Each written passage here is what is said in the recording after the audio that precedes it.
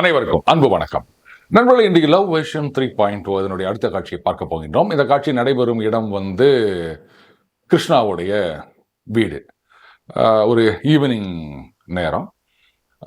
இதில் அந்த முந்தின சீன், ஆஃபீஸ் சீனில் அந்த காடு, நித்யா, பிரீத்தி பேசுகிற சீன் பார்த்தோம் இல்லையா? அதில் ஆக்சுவலாக கிருஷ்ணா எழுந்து போகும்போது பிரீத்தி என்ன பண்ணுறான், சைன் பண்ண ஒரு கார்டை கிருஷ்ணாவுடைய டேபிளில் வச்சுட்டு வந்துடுறா. அது சீனில் பார்க்கும்போது தெரியும், டைலாக் இல்லாததுனால நம்ம அதை அன்றைக்கி மென்ஷன் பண்ணலை. ஸோ இன்றைக்கி ஈவினிங் ஒரு 6:30 இருக்கும். கிருஷ்ணா வீட்டில் உக்காந்துட்ருக்கான். அப்போது பிரீத்தி வரா. ஹே வா பிரீத்தி, என்ன திடீர்னு ரகசியமா எங்கள் வீட்டுக்கு வந்திருக்கேன்? கிருஷ்ணா, நான் வெக்கத்தை விட்டு கேட்குறேன். நான் தைரியமாக ப்ரப்போஸ் பண்ணியும் நீ பதிலே சொல்லாமல் வந்துட்டிய. எனக்கு ரொம்பவே ஹர்ட்டிங்காக இருக்குது கிருஷ்ணா. என்ன சாப்பிட்ற, டீயா காஃபியா? இந்த பார், பேச்சை மாற்றாத. நான் கேட்ட கேள்விக்கு பதில் சொல்லு. ஒருவேளை என்னை பிடிக்கலை அப்படின்னா சொல்லிடு, நான் அதை ஏற்றுக்கிறேன். ஆனால் அதுக்காக இக்னோர் பண்ணாத கிருஷ்ணா. அது ரொம்ப கஷ்டமாக இருக்குது தெரியுமா? அந்த கார்டை நீ என்ன பண்ண? அதை போய் தூக்கி குப்பையில் போட்டேன். கிருஷ்ணா, என்ன பேசுறேன்னு தெரிஞ்சுதான் பேசுறியா? விடு பிரீத்தி, அது நான் அவ்வளோ பெரிய இதுவா? ஒரு சாதாரண கார்டு என்ன ஒரு 50 ரூபா இருக்கு. கிருஷ்ணா, அது கார்டு இல்லை, அதனுடைய காசு ஒரு விஷயம் கிடையாது. அது தட் கேரிஸ் மை ஃபீலிங்ஸ். சொல்ல போனால் அது என்னுடைய ஹார்ட்டை நான் உங்ககிட்ட கொடுத்தேன்னு சொல்லலாம். என்ன கிருஷ்ணா இவ்வளோ கேஷுவலாக நீ பாட ஊற்றி குப்பையில் போட்டேன்னு சொல்கிறேன்? இப்போ நான் ஸ்ட்ரைட்டாகவே கேட்குறேன், உனக்கு என்ன பிடிச்சிருக்கா? To you love me? என்ன பிரீத்தி இது? இன்னும் துப்பாக்கி முனையில் கேட்குற மாதிரி கேட்குறேன். விடு பிரீத்தி, அது அப்புறம் பேசலாம். அப்புறம் பேசுறதுக்கெல்லாம் இல்லை. நான் தான் கார்த்தாலே அவங்ககிட்ட சொன்னல, 2 வருஷமா நான் உன்னை லவ் பண்ணிட்டு இருக்கேன். நீ என்னத்தான் சொன்னியா? கிருஷ்ணா, நீ என்ன நினைச்சிட்டு இருக்க? வேற யாரையோ ஒருத்தரை லவ் பண்ணிட்டு உனக்கு ப்ரப்போஸ் பண்ணன்னு நினைச்சிட்டு இருக்கியா? இனி ஏன் இவ்வளவு இன்சல்ட் பண்ணிட்டு இருக்க? நீ என் காதலையே நீ அசிங்கப்படுத்துற கிருஷ்ணா. பிரீத்தி, அது காதல் இல்லை. கிருஷ்ணா வேண்டாம், உன்னோட இன்சல்ட்டுக்கு அளவே இல்லாம போயிட்டு இருக்கு. என்ன பிடிக்கலன்னு சொல்லு. நீ அழகா இல்ல, அசிங்கமா இருக்கேன்னு சொல்லு. அதை கூட நான் ஏத்துக்கிறேன். ஆனா அதுக்காக இதை போய் காதலே இல்லைன்னு சொல்றேன். அப்ப என்ன எல்லார மாதிரியும் அந்த ஒரு பிசிக்கல் அட்ராக்ஷன்ல உன் பின்னாடி வரேன் அப்படின்னு நினைச்சிட்டு இருக்கியா? அப்படி பார்க்க போனா உன்னோட ஸ்மார்ட்டா எத்தனையோ பேர் இதே ஆஃபீஸில் இருக்கான். அவங்களெல்லாம் விட்டுட்டு நான் உன்னையே செலக்ட் பண்ணணும் கிருஷ்ணா. ஓ, அப்போ நான் ஜஸ்ட் ஆவரேஜ், என்னை விட பெட்டரா நிறைய பேர் இருக்காங்க. இருந்தாலும் ஏதோ பிச்சை போடுற மாதிரி என்ன லவ் பண்ணுறேன்னு சொல்றியா பிரீத்தி? Krishna, I'm sorry. இது பாரு, நான் அப்படி சொல்லலை. இது நீ இது காதலே இல்லைன்னு சொன்னிய, அதுக்காக பிரீத்தி, இது காதலே இல்லைன்னு சொன்னேன் நான். அதுக்காக இது ஒரு ஃபிசிக்கல் அட்ராக்ஷனோ இல்லை ஒரு ஃபேட்டல் அட்ராக்ஷனோ நான் சொல்லவே இல்லையே. இந்த பாரு, அதெல்லாம் உனக்கு சொன்னா புரியாது. உக்கார். முதல் தடவையாக அங்கே வீட்டுக்கு வந்திருக்க. என்ன சாப்பிட்ற? ஏதாவது ஜூஸ் எடுத்துகிட்டு வரட்டா? எதுக்கு கிருஷ்ணா? அது உள்ளே எரிஞ்சிட்டு இருக்கு. இந்த ஜூஸ் எல்லாம் அதை கூல் பண்ண முடியாது கிருஷ்ணா. என்ன இன்னைக்கு இப்படி ஒரே சென்டிமெண்டல் டயலாக பேசிட்டு இருக்க நீ? பி கூல் யார், உக்கார் உக்கார் அப்படின்னும் போது நம்ம அந்த கிச்சா கவிதா வீட்டில் பார்த்தோமே லாயர், அந்த டெல்லி போயிட்டு காணாமல் போயிட்டு, கரெக்ட், அவர் வர்றார். உள்ள வந்த உடனே கிருஷ்ணா, இது அண்ணா, இவ தான் பிரீத்தி, என்னோட ஆஃபீஸில் என்னோட ப்ராஜெக்டில் ஒர்க் பண்ணுறா. வாமா, எப்படி இருக்க? சார், நீங்கள் தானே அந்த டிவோர்ஸ் லாயர்? ஆமாம்மா. எப்படி தெரியும்? இல்லை, என் கசின் அவளோட ஒரு தடவை கோர்ட்டுக்கு வந்திருந்தேன். அப்போது அவள் ஹஸ்பண்டோட லாயராக நீங்கள் வந்திருந்தீங்கன்னு நினைக்கிறேன். அப்போ பார்த்த ஞாபகம் எனக்கு. பரவாயில்ல சார், அதாவது இந்த கல்யாணம் பண்ணிக்கினவங்களுக்கு டிவோர்ஸ் வாங்கி கொடுக்கறதோட இப்போ ஒரு ஸ்டெப் முன்னாடி போயிட்டு அந்த லவ் பண்ணுறவங்களுக்கும் டிவோர்ஸு இல்லை லவ்வே பண்ணாமல் இருக்கணும் இப்படிலாம் அட்வான்ஸாக போயிட்டீங்களோ? உன் கிண்டல் புரியுது. ஆனால் எனக்கு என்னவோ அதான் பெட்டர்னு தோணுது. ஏன்னா கல்யாணத்துக்கு அப்புறம் டிவோர்ஸ் அப்படின்னு வச்சுக்கம்மா, அப்போ என்ன ஆகும்? அந்த இஎம்ஐயை எவ்வளோ கட்டுறது?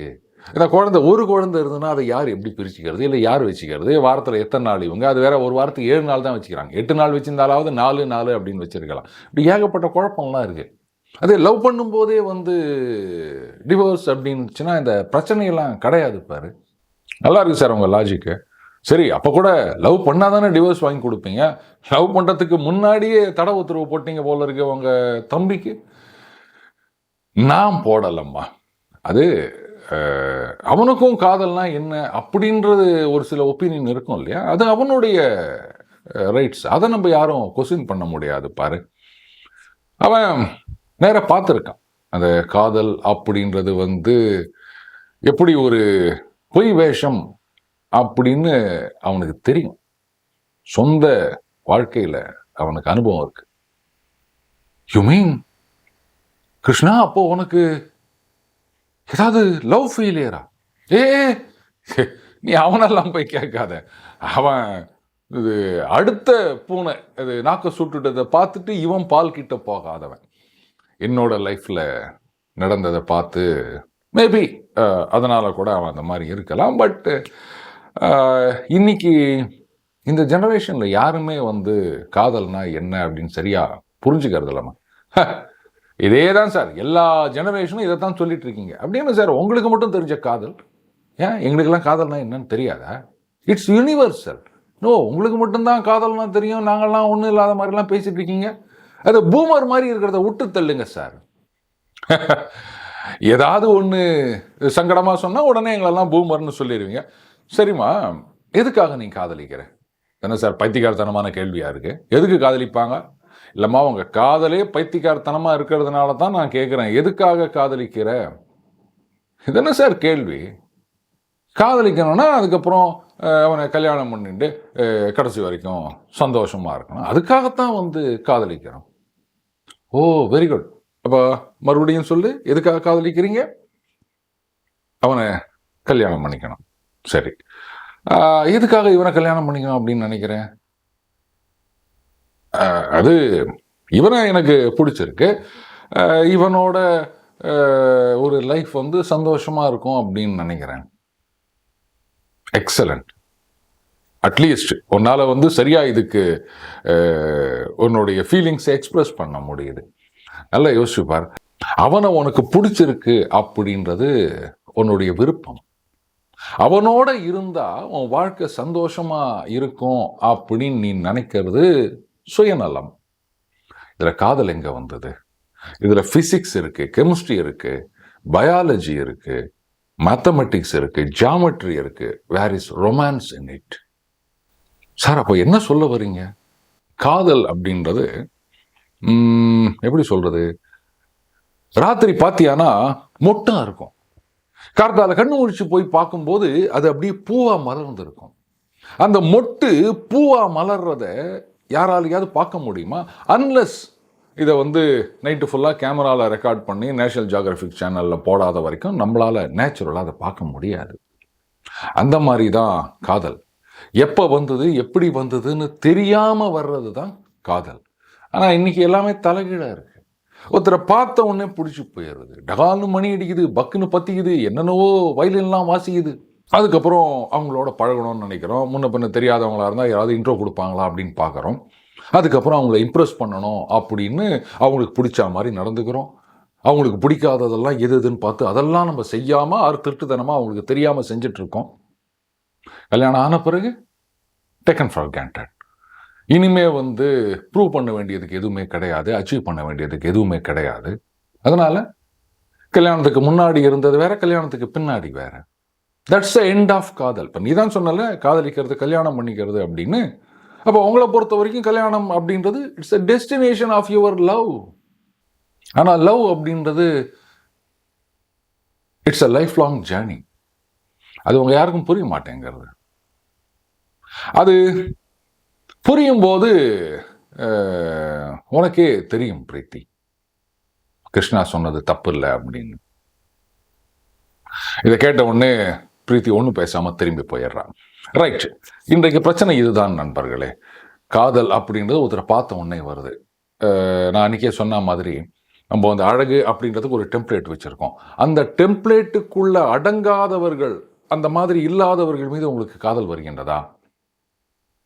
ஏன்? பார்த்த உடனே முதல்ல கண்ணுக்கு பிடிக்கணும், அப்படி கண்ணில் விழுந்து அதுக்கப்புறம் மனசுக்குள்ளே போகிறது அப்படின்றது. அப்போது ஃபஸ்ட்டு ஃபிசிக்கல், அப்புறம் இங்கே தெய்வீக காதல் அப்படின்னா இந்த எஸ்சி ட்ராமாவில் சொல்கிற மாதிரி இந்த கோயிலில் செருப்பு போடுற இடத்துல வர்றது தான் தெய்வீக காதலா? என்ன தெய்வீகம் இருக்குன்னு எனக்கு புரியல. காதல் அப்படின்றது வந்து ஒரு உணர்ச்சி. பசி வருது, தூக்கம் வருது, தும்மல் வருது, இருமல் வருது, எரிச்சல் வருது, கோபம் வருது. அந்த மாதிரி காதல் அப்படின்றதும் ஒரு உணர்ச்சி. Nothing less, nothing more. அதை வந்து தலையில தூக்கி வச்சு ஆட வேண்டிய அவசியமும் கிடையாது. ஐயோ அது டிவைன், அதுதான் வந்து உலக மக்களை ஒன்று சேர்க்கும், பிரிவினைகளை எல்லாம் அது பொளந்து கட்டும், இந்த மாதிரிலாம் வாயில உடசுட வேண்டிய அவசியமும் கிடையாது. ஐயா காதலா அப்படின்னு அதை காலில் போட்டு நசுக்க வேண்டிய அவசியமும் கிடையாது. காதல் எப்போ ஒன்றா வரலாம், ஆனால் அது கடைசி வரைக்கும் இருக்கணும். அது இல்லை அப்படின்னா டக்கு டக்குன்னு மாறிக்கணும். என்னுடைய நான் முதல்ல வேலைக்கு சேர்ந்தப்போ சீனியர் சூப்பரிண்டென்ட் ஆனவனா பார்த்தீங்கன்னா அவர் அப்படியே தண்ணி அடிச்சுட்டு புலம்ப ஆரம்பிச்சிடுவார். அவருடைய காதல் தோல்வி கதைகளை எல்லாம் சொல்வார். கதைகள்னு சொல்கிறேன்னு பார்க்குறீங்களா? கரெக்டு. யார் யாரெல்லாம் அவரை ஏமாத்தினாங்க அப்படின்ட்டு வரிசையாக லிஸ்ட்டு போட ஒரு 7-8 பேரை சொல்வார். நான் ஒரு நாள் கேட்டேன், சார் காதல் அப்படின்னா நீங்கள் வேற இந்த தேவதாஸ் மாதிரி திரும்ப அப்போ கல்யாணம் ஆகி குழந்தை வேற இருக்குது அவருக்கு, மாதிரி தாடி விட்டுக்கின்னு அப்படி சுற்றுவாங்க கேள்விப்பட்டுக்கிறேன். நீங்கள் வந்து ஒரு ஃபெயிலியர் ஆனவுடனே அதுக்கப்புறம் இன்னொரு லவ், அதுவும் ஃபெயிலியர் ஆனவுடனே இன்னொரு லவ், இது மாதிரி 7-8 பேரை இது பண்ணிங்கன்னா இது என்ன சார், என்ன பண்ணுறதுப்பா? அது வந்து சக்ஸஸ் ஆகலை, அதனால அடுத்த லவ்வுக்கு போனேன், அதுக்கப்புறம் அடுத்த லவ்வுக்கு போனேன், இப்படி நானும் எத்தனையோ லவ் போயிட்டு 8 பேரையும் லவ் பண்ணிட்டு ஒன்றும் வேலைக்கு ஆகாமல் கட்சியில் வீட்டில் பார்த்த பொண்ணை கல்யாணம் பண்ணிக்கினேன். இது காதலா? நினச்சி வர்றதுக்கு பேர் காதலா? எனக்கு புரியல. தெரிஞ்சால் நீங்கள் யாராவது சொல்லுங்கள். ஆனால் இதையெல்லாம் காதல் நம்ம நினச்சி நிற்கிறோம். அப்போ கிருஷ்ணா சொன்னதில் தப்பே கிடையாது இல்லை? நிஜமாக காதல்னா என்ன? அவங்களுக்குள்ள காதல் வருமா? அது யார் கண்டுபிடிப்பாங்க? இன்னும் ஒரு 2 எபிசோட் தான், வெயிட் பண்ணுங்க. மீண்டும் அடுத்த போது சந்திப்போம். வணக்கம்.